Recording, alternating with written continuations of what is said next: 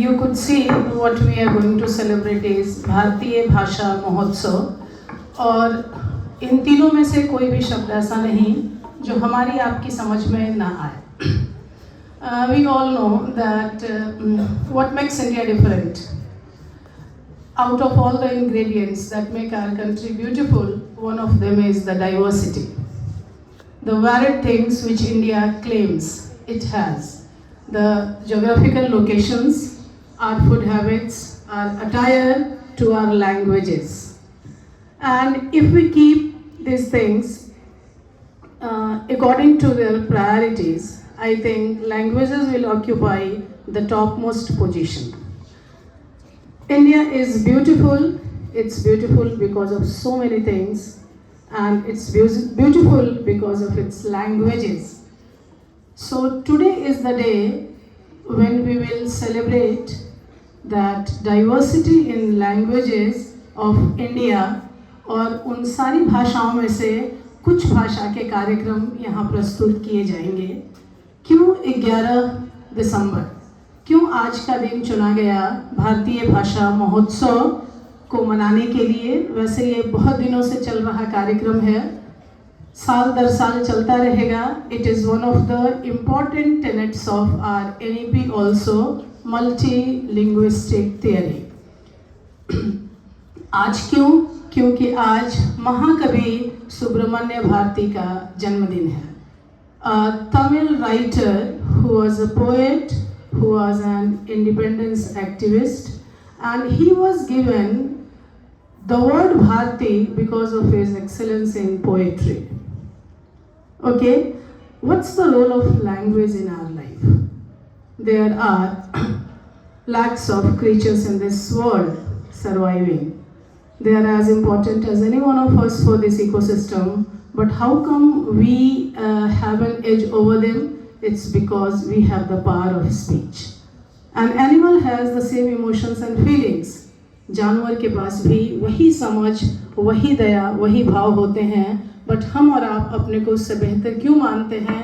क्योंकि हमारे पास ये भाषा की शक्ति है, बोलने की शक्ति है, अपनी बात को कहने की शक्ति है, जिससे हम अपने सारे भाव दूसरे तक पहुंचा पाते हैं. बहुत ही सुंदर चीज़ है भाषा. अगर आप सोचेंगे और समझेंगे तो आप सोचिए कि जिनके पास ये चीज़ नहीं होती उनकी ज़िंदगी कितने कष्ट में गुजरती है. And when you have one language, you feel proud, you feel privileged. Think about it when you learn so many languages.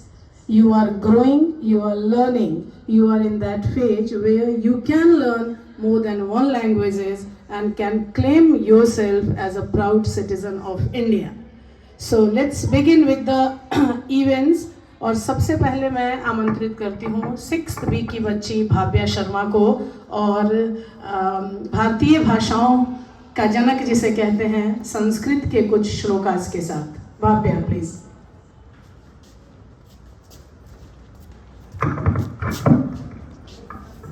Vakratunda महाकाय सूर्यकोटि समप्रभा निर्विघ्नं कुरु मे देव सर्वकार्येषु सर्वदा. नमो नमः. आदरणीय प्राचार्य महोदय, उपप्राचार्य महोदय, शिक्षकगण एवं मम प्रिय साथिनः, अहं भाव्या शर्मा एकं संस्कृतगीतं प्रस्तौमि. अहं नमामि मातरं, गुरुं नमामि सादरम्. अहं नमामि मातरं, गुरुं नमामि सादरम्. स्वयं पठामि सर्वदा, प्रियं वदामि सर्वदा. स्वयं पठामि सर्वदा, प्रियं वदामि सर्वदा.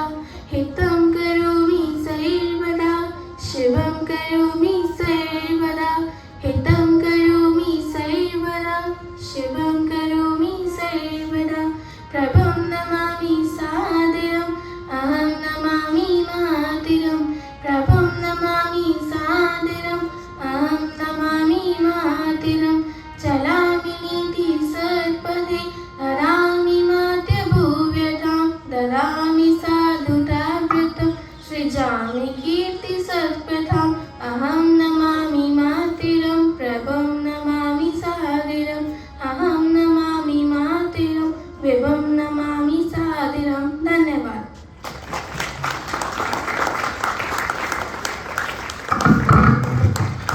थैंक यू भाव्या, बहुत सुंदर। अब जोया और श्रुति 9th B की बच्चियां आपके सामने आपको महाकवि सुब्रमण्य भारती के बारे में कुछ बताना चाहेंगी। पढ़ी कक्षा 9वीं पाठ की छात्राएं आज आप सभी के समक्ष भारतीय भाषा उत्सव के तहत श्री सुब्रमण्यम जी की जीवनी लेकर प्रस्तुत हुए हैं। चमक रहा उत्तुंग हिमालय यह नगराज हमारा है, जोड़ नहीं धरती पर जिसका वह नगराज हमारा है। नदी हमारी है गंगा प्लावित करती मधुर धारा, बहती है क्या कहीं और भी ऐसी पावन कलकल धारा। सम्मानित जो सकल विश्व में महिमा जिनकी बहुत रही है, अमर ग्रंथ वे सभी हमारे उपनिषदों का देश यही है। गाएंगे यश हम सब इसका, यह है स्वर्णिम देश हमारा। आगे कौन जगत में हमसे, यह है भारत देश हमारा, यह है भारत देश हमारा। यह पंक्तियां दक्षिण के महान राष्ट्रवादी कवि के द्वारा लिखी गई एक कविता की हैं। ऐसे कवि जिनकी कविताओं ने न केवल विश्व मानवता के दर्शन को प्रबल किया, बल्कि भारतीय स्वतंत्रता संग्राम में भी एक अहम भूमिका निभाई। हम बात कर रहे हैं महान राष्ट्रवादी कवि श्री चिन्नस्वामी सुब्रमण्यम भारती की, जिन्हें महाकवि भारतीयार के नाम से भी जाना जाता है, जिनका बनारस के तटों पर भी जीवन बीता और वहाँ भी उनके पद चिन्ह के लेख दिखाई देते हैं। तो आइए उनके गृहतत्व पत्रकारिता से उनका जीवन और संघर्ष के बारे में बात करते हैं। महाकवि श्री सुब्रमण्यम भारती का जन्म आज ही के दिन 11 दिसंबर 1842 को एक छोटे से गांव एट्टीपुरम तमिलनाडु में हुआ था। शुरू से ही वे विलक्षण प्रतिभा के धनी थे और कम समय में ही उन्होंने संगीत का भी अच्छा ज्ञान प्राप्त कर लिया था। मात्र 11 वर्ष की आयु में उन्हें कवियों के एक सम्मेलन में आमंत्रित किया, जहां उनकी प्रतिभा को देखते हुए भारती को ज्ञान की देवी सरस्वती का खिताब दिया। उनकी कुछ महत्वपूर्ण रचनाएं जैसे कड़पाड़ू, पंचाली सप्तम, कुयल पाऊ, पुड़िया रूस और ज्ञानरथम बहुत ही प्रसिद्ध हैं। इसीलिए 11 सितंबर यानी सुब्रमण्यम जी की जयंती पर हम भारतीय भाषा दिवस मनाते हैं। तो आइए भारतीय भाषा महोत्सव के उद्देश्य को देखते हैं। आज हमें इनके बारे में बात करने का अवसर भारतीय भाषा महोत्सव के अंतर्गत प्राप्त हुआ है। भारतीय भाषा महोत्सव 28 दिसंबर 2023 से 11 दिसंबर 2023 तक आयोजित किया जा रहा है, यानी यह पिछले 75 दिनों से चल रहा है। अगर बात विभिन्न भाषाओं की एक साथ करनी हो तो हमारे भारत देश का नाम लेने में कोई हर्ज नहीं। जैसा कि हम सभी जानते हैं कि हमारे भारत देश में 122 भाषाएं बोली जाती हैं, जिनमें 22 भाषाएं राज्य भाषाएं हैं। इन सभी भाषाओं की अपनी विशिष्टता और विशेषताएं हैं। भारतीय भाषा उत्सव का उद्देश्य भारतीय भाषाओं और संस्कृतियों के प्रति सम्मान तथा प्रेम, उनके बीच सामंजस्य और सद्भाव को बढ़ावा देना है। यह उत्सव लोगों को विभिन्न भाषाओं को जानने और सीखने के लिए प्रोत्साहित करता है। हिंदुस्तान में कई विद्यालय और महाविद्यालय हैं, जहां पर देश के कोने कोने से बच्चे आते हैं तथा अपनी निजी भाषा तथा नई संस्कृति को लेकर आते हैं। और उदाहरण के तौर पर केवीएस की बात करें तो अलग अलग कोनों से विद्यार्थी अध्ययन करने के लिए आते हैं, जो अपनी विभिन्न भाषाएं बोलते हैं, लेकिन फिर भी एकजुट होकर रहते हैं और काम करते हैं, जिसके कारण इस उत्सव को उद्देश्य को बढ़ावा मिलता है। और आशा करती हूँ कि इसी तरह अपनी निजी भाषा को और बढ़ावा दें। मैं अपनी वाणी को विराम देने से पहले कुछ पंक्तियाँ कहना चाहूँगी। सम्मान जो खोया है हमने, हमें उसको वापस लौटाना है, अस्तित्व भी ना खो दे हमें भाषा को बचाना है। जय हिंद, जय Bharat. Very brief. Let's go for a virtual trip to our nation और चलते हैं नॉर्थ ईस्ट की तरफ। Yashvi with one song from Meghalaya. मेरा नाम यशवी सिंह है। मैं कक्षा 6ठी ब की छात्रा आज आप सभी के समक्ष एक मेघालयन लोकगीत लेकर प्रस्तुत हुई हूँ, जिसके बोल है हुरु हुरु झोरोना। हुरु हुरु झोरोना चिल चिलो पानी, पहाड़ कोलाई कोला अमला हो जंगोरा, आसे पासे धनवारी सोनाली रंग देखानी, आसे पासे धनवारी सोनाली रंग देखानी, पोतो भालो लागे Amlai Gauli,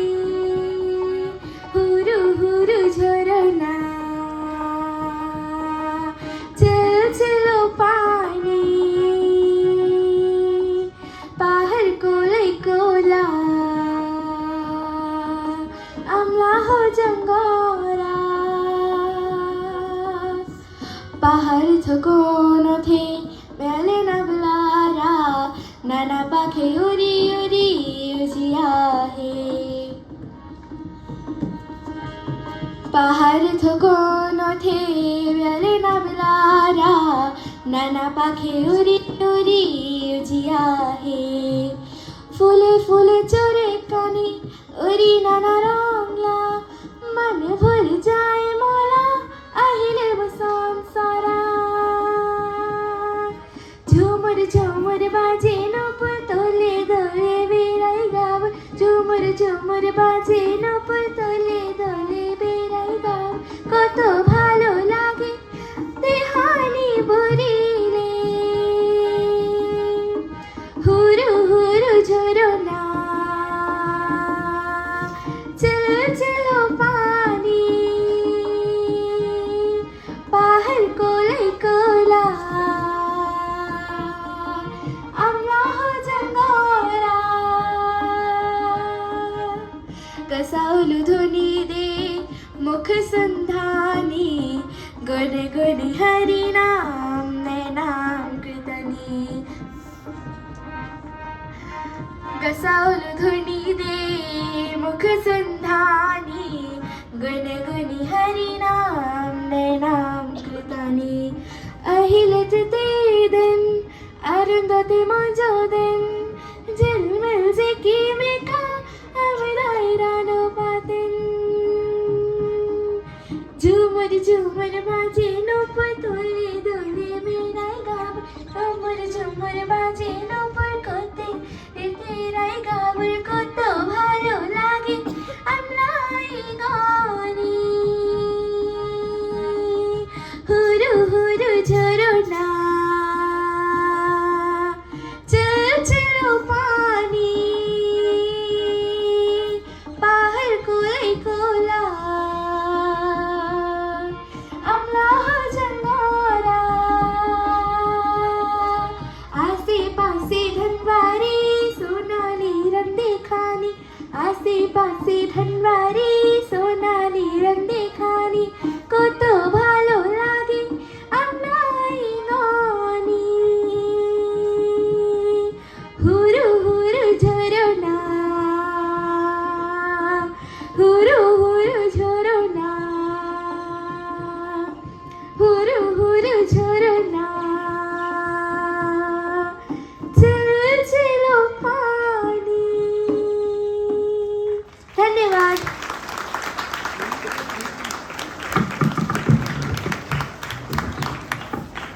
Beautiful, Yashvi. See, embroidery makes any fabric beautiful, and similar is the dance. I think no cultural item and no program goes complete without a dance. So we are going for a dance, and this is the second last program. आपका ध्यान बिल्कुल रहता है कि ज़्यादा देर तक आपको खड़ा ना किया जाए. अब बस 2 प्रोग्राम है, एक डांस और इसके बाद एक song. So let's go for a dance. It is Marathi. So let's go to Maharashtra.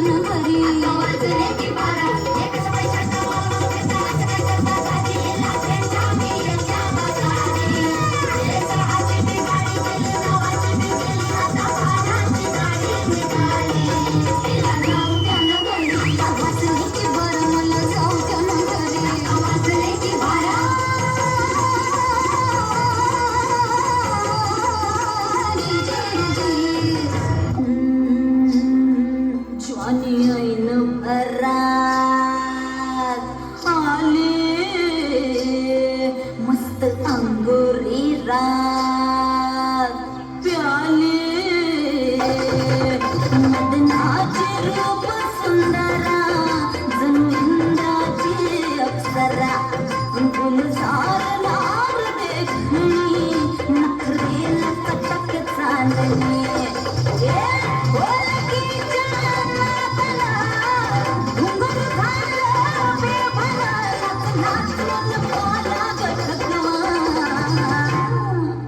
मला फिरतीच्या झुल्यात झुलवा राया फिरतीच्या झुल्यात झुलवा अन्न इष्टाचा गुलखंड ठेवा मला फिरतीच्या झुल्यात झुलवा राया फिरतीच्या झुल्यात झुलवा अन्न इष्टाचा गुलखंड ठेवा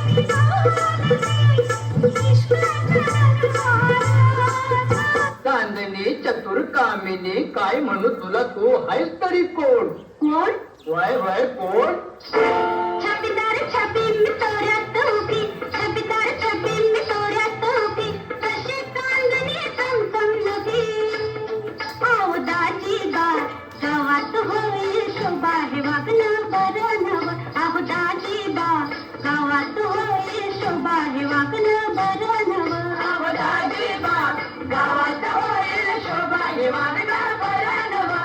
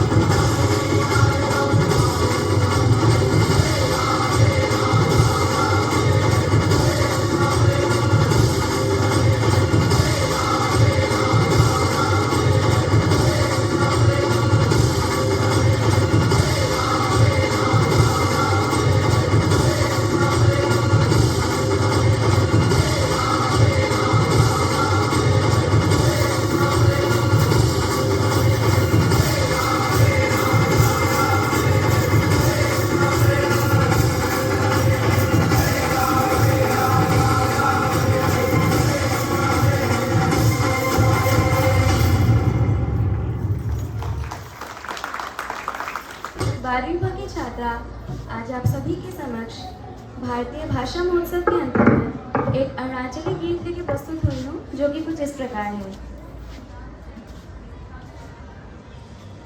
बजना बजा तो बजना बजाना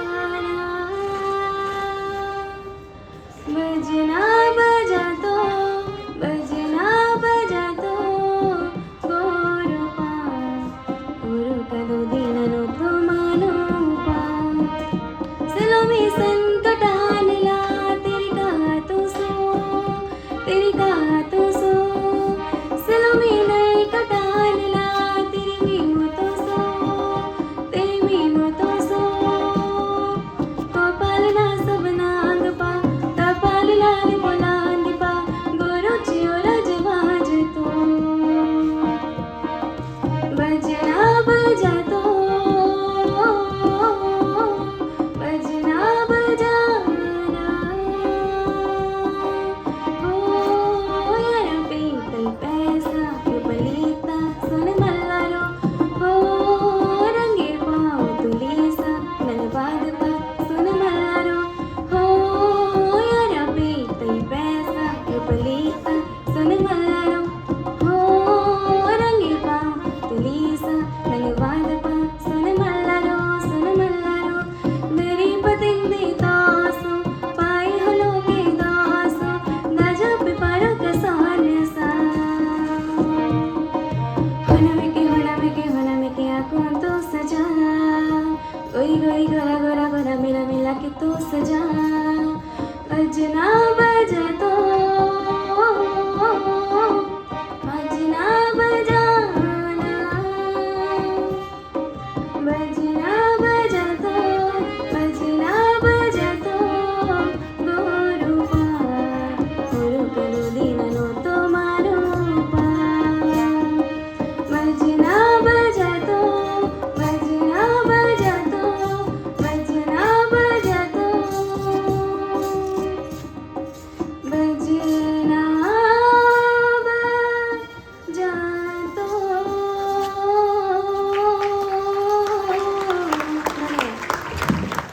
देखा भारतीय भाषा महोत्सव के अंतर्गत बच्चों ने अपनी अपनी प्रस्तुतियां दी। बहुत ही अच्छा प्रदर्शन रहा बच्चों का। सब बच्चों को जोरदार तालियां बजाएंगे आप। अनेकता में एकता और भारत की विशेषता, यही हमारे देश की विशेषता है। विभिन्न प्रकार की भाषाएं, अलग अलग वेशभूषा, अलग अलग खान पान, लेकिन फिर भी हम लोग एक ही हैं।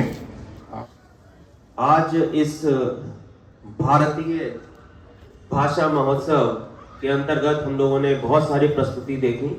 और ये क्यों मनाया जाता है? इनके जन्मदिन, जो महाकवि सुब्रमण्यम भारती हैं, उनके जन्मदिन के उपलक्ष्य में ये मनाया जा रहा है। हालांकि ये तो शुरुआत तो बहुत पहले से ही भारतीय भाषाओं के साथ में हो गई थी।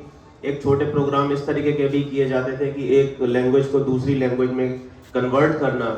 वास्तव में हम लोग जो इस केंद्रीय विद्यालय में जितने सारे बच्चे पढ़ते हैं वो सब सेंट्रल गवर्नमेंट के जो या डिफेंस के बच्चे हैं, जो अलग अलग ट्रांसफर होकर आते हैं यहाँ से। वो अलग अलग जगह से हैं, साउथ के भी हैं यहाँ पर, नॉर्थ ईस्ट, इसके अलावा इधर गुजरात और इधर महाराष्ट्र, सभी जगह के यहाँ पर ट्रांसफर होकर बच्चे आते हैं और यहाँ से फिर ट्रांसफर होकर फिर वो दूसरे केंद्रीय विद्यालय में जाते हैं।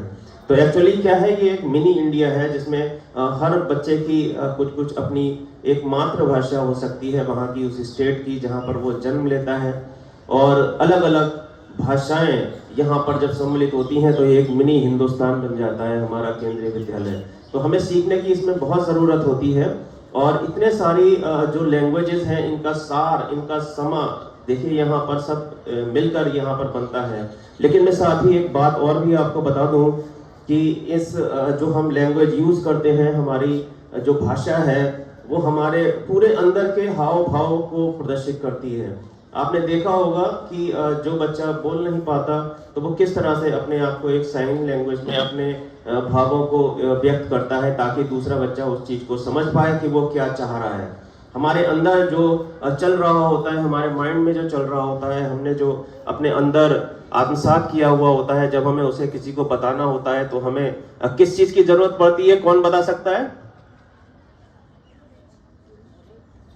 सब शांत। मैं फिर से अपना प्रश्न दोहराता हूं। हमारे अंदर जो चल रहा होता है, हमें अपने आप को व्यक्त करने के लिए किस चीज की जरूरत पड़ती है दूसरे को बताने के लिए? भाषा की, कि हम क्या बोलते हैं। इसका मतलब यह है कि आप लोग जो है यहाँ कंसंट्रेट नहीं है। तो हमें अपने आप को व्यक्त करने के लिए एक भाषा की जरूरत पड़ती है। लेकिन आजकल जो मैं देख रहा हूँ, जब हम बड़े हो जाते हैं, थोड़े से मैच्योर होने लगते हैं, तो हमारे अंदर कहीं ना कहीं एक पेशेंस की कमी होती चली जाती है। मैं आपको 2 इंसिडेंट बताता हूं और वो सेम इंसिडेंट देखिए किस तरह से हमें क्या अपनी लैंग्वेज के आधार पर क्या से क्या हो जाता है, वो मैं बताना चाहूँगा।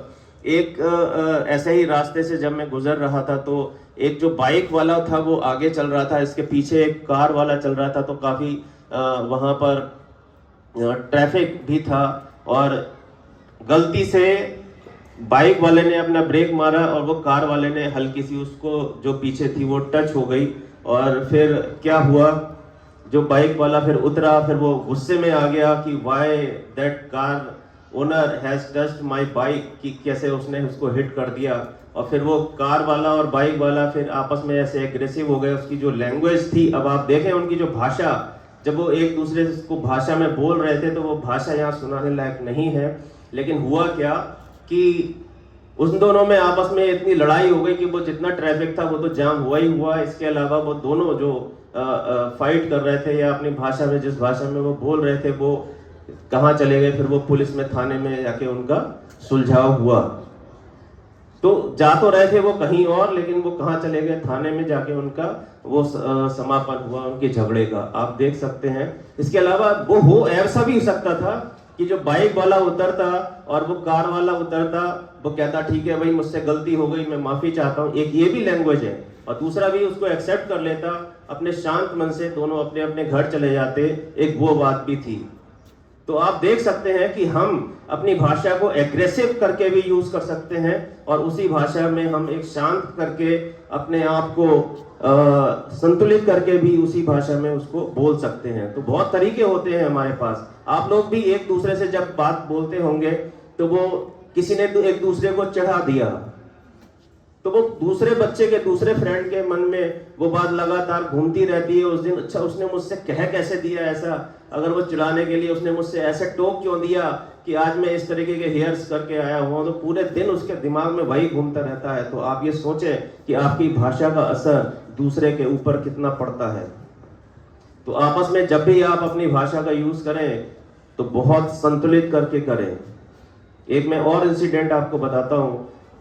एक बहुत गरीब परिवार जो दूध बेचा करता था, उसका बच्चा एक इंजीनियर बना, और इंजीनियर बनने के बाद उसकी दिल्ली में जॉब लग गई, और जॉब लगने के बाद जो आपस में हमारे लोग होते हैं, फ्रेंड सर्किल होता है, उससे कहीं कुछ थोड़ी सी कहा सुनी हो गई, किस बात पे हुई पता नहीं, लेकिन अल्टीमेटली उसका अंजाम क्या हुआ कि वो एक दूसरे जैसे उसकी फाइटिंग हो रही थी, उसने उसको सिर पर हिट कर दिया। अब वो हिट करने के बाद वो बच्चा कोमा में चला गया, और कोमा में चले जाने के बाद वो कई शायद 1.5 साल तक वो कोमा में रहा, और इसमें उसकी जो इकोनॉमिक कंडीशन है वो बच्चे के फादर की वो बहुत खराब हो गई। उसके मकान बिक गए, उसके जो सभी जो सोर्स ऑफ इनकम था वो सब खत्म हो गया। तो आप देख सकते हैं कि एक छोटी सी जिसे हम संभाल सकते हैं उस बात को वहीं पर खत्म कर सकते हैं, इतनी लार्ज हो जाती है कि उसके अंजाम कभी कभार बहुत खराब से हो जाते हैं। तो we have to balance our language, हमें अपनी लैंग्वेज और भाषा पर बहुत नियंत्रण करना है, क्योंकि ये जो छोटी सी आपकी टंग है आपके फ्रेंड सर्किल को बढ़ा भी सकती है, और एक जो चीजें हैं वो खराब भी कर सकती है। तो बहुत संभल कर यूज करना है इसको। और इन सभी बच्चों को जिन्होंने ये प्रोग्राम प्रस्तुत किया है यहाँ पर, वो बहुत अच्छा था प्रोग्राम, और वो सभी बच्चे बहुत बधाई के पात्र हैं। और मैं इसके साथ ही इनके जो मैडम हैं जिन्होंने इनको सभी को ऑर्गेनाइज करा बहुत अच्छे तरह से, इनके पीछे जितने भी टीचर हैं उन सभी को बहुत बधाई देता हूँ। Thank you and have a nice day please. Thank you. बड़े ही अच्छे शब्दों में 2 बातें सर ने आपको बता दी। कोई बच्चा बताएगा क्या क्या बताया था? अभी सर ने 2 बातें बहुत बढ़िया बताई थी आपको। एक तो हमें अपनी भाषा संयत होनी चाहिए, ठीक से प्रयोग करना चाहिए, और दूसरा पेशेंस रखना बच्चों बहुत आवश्यक है।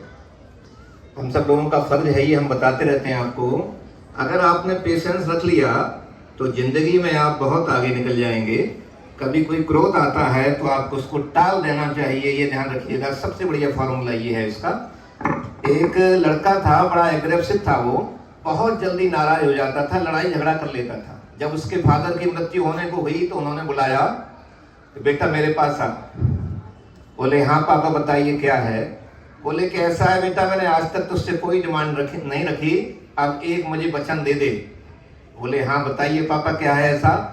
उन्होंने कहा बेटा जब गुस्सा आया करे तो उसको टाल दिया कर, उसका निर्णय तुझे बाद में देना है, ये कह देना है तुझे, आज से ये प्रतिज्ञा दे दे मुझे। बेटे ने कहा कोई बात नहीं है। कुछ दिन बाद ऐसा हुआ उसका किसी से झगड़ा हो गया। अब वो तो था एग्रेसिव लेकिन शांत हो गया एकदम से, ठीक है भाई मैं कल देखूंगा तुझे। और आप ये जानते हैं कि कल जब तक आया तो काफी उसके विचार बदल चुके थे और उसने उसको क्षमा कर दिया। तो ये बहुत अच्छा मंत्र है कि जब भी हमें गुस्सा आए हमें उसको आगे के लिए तुरंत दिमाग में रखते हुए टाल देना चाहिए। धन्यवाद।